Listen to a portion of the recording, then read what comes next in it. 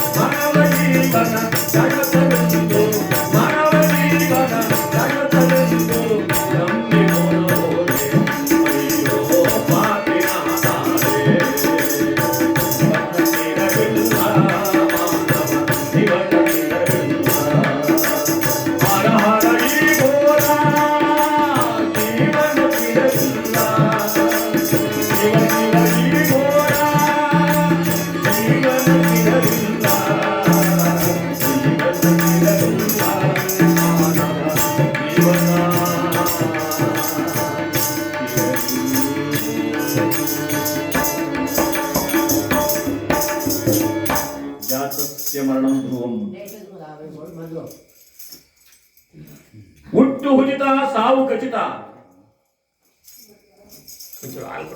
ಅದರಂತೆಯೇ ಮನುಷ್ಯನ ಹುಟ್ಟಿದ ಮೇಲೆ ಸಾವು ಖಚಿತವಾದದ್ದು. ಅದರಂತೆ ನಮ್ಮ ಹರಮೇಲಮ್ಮನವರು ಈ ಇಹಲೋಕದ ವ್ಯಾಪಾರವನ್ನು ಮರೆತು ಪರಲೋಕದ ಸಾಧನೆಗಾಗಿ ಆ ಪರಮಾತ್ಮನ ಪಾದದೆಡೆಯನ್ನು ಸೇರಿಕೊಂಡು ಆ ಶಿವನ ಲೈಕ್ಯರಾಗಿದ್ದಾರೆ. ಆ ಭಗವಂತ ಅವರ ಆತ್ಮಕ್ಕೆ ಚಿರಶಾಂತಿಯನ್ನು ಕೊಟ್ಟು ಕಾಪಾಡಿ ಅಂತ ಹೇಳ್ತಾ ಆ ಪರಮಾತ್ಮ ನಾವೆಲ್ಲರೂ ಸ್ಮರಣೆ ಮಾಡಿಕೊಳ್ಳೋಣ. ಇಲ್ಲಿ ಯಾವ ದುರ್ಯೋಧನ ಕಳಿಸಿದಂತ ಸಾಧುಗಳೆಲ್ಲರೂ ಕೂಡ ಮತ್ತೆ ಹೋಗಿ ಪಾದನೆ ಬಿದ್ರಂತೆ, ನಾವು ಸತ್ಯವಂತರನ್ನ ಪರೀಕ್ಷೆ ಮಾಡಲ್ಲಪ್ಪ, ಧರ್ಮ ಯಾವತ್ತು ಸ್ಥಿರವಾದ್ದು, ಆ ಧರ್ಮಕ್ಕೆ ಯಾವತ್ತಿಗೂ ಸಾವಿಲ್ಲ, ಅಧರ್ಮ ಯಾವತ್ತು ಶಾಶ್ವತ ಅಲ್ಲ ಅಂದಾಗ ಆ ಸತ್ಯಸಂಧರಾಗಿ ಬಾಳಿದಂಥ ಪಾಂಡವರು 12 ವರ್ಷ ವನವಾಸವನ್ನ ಆ ಕಾಮಿಕ ವನದಲ್ಲಿ ಬಹಳ ಪ್ರಯಾಸದಿಂದ ಕಳೆದು ತಾವು ಮುಂದೆ ಮಹಾಭಾರತ ಕುರುಕ್ಷೇತ್ರದ ಯುದ್ಧಕ್ಕೆ ಏನೇನು ಸನ್ನದ್ಧತೆಯನ್ನು ಮಾಡ್ಕೋಬೇಕು, ಏನು ಸನ್ನದ್ಧತೆ ಮಾಡಿಕೊಂಡ್ರು? ಏನು ಗುಳ ಗುದ್ಲಿ ಬಂದೂಕ ಹಂಚ್ಕೊಂಡ್ರ? ಇಲ್ಲ. ಏನೇನು ವಿದ್ಯೆಯನ್ನು ತಾವು ಕಲಿಬೇಕು, ದುಷ್ಟರನ್ನು ಸಂಹಾರ ಮಾಡಬೇಕಾದ್ರೆ, ಶಿಸ್ತನ್ನು ಪರಿಪಾಲನೆ ಮಾಡಬೇಕಾದ್ರೆ, ಧರ್ಮವನ್ನು ನಾವು ಸ್ಥಾಪನೆ ಮಾಡಬೇಕಾದ್ರೆ ನಾವು ಮುಂದೆ ಯಾವ ರೀತಿ ಸಿದ್ಧತೆಯನ್ನು ಮಾಡ್ಕೋಬೇಕು ಅಂತ ಹೇಳಿ ಒಬ್ಬೊಬ್ಬರು ಒಂದೊಂದು ಗುರುವಿನ ಹತ್ತಿರ ವಿದ್ಯೆಯನ್ನು ಕಲಿತಿದ್ದಾರೆ. ಅಂತಹ ಸತ್ಯಸಂಧರಾದ ಪಾಂಡವರು 12 ವರ್ಷ ವನವಾಸವನ್ನು ಮುಗಿಸಿ 1 ವರ್ಷ ಜ್ಞಾತವಾಸವನ್ನ ಯಾವ ವಿರಾಟ್ ರಾಜನ ಆಸ್ಥಾನದಲ್ಲಿ ಕರೆದಂತವರಾಗಿ ಒಂದೆಡೆ ನಿಂತು ಆ ಭಗವಂತನನ್ನು ಬೇಡ್ಕೊಳ್ತಾ ಇದ್ದಾರೆ. ಕೃಷ್ಣ ಇದುವರೆಗೂ ನಾವು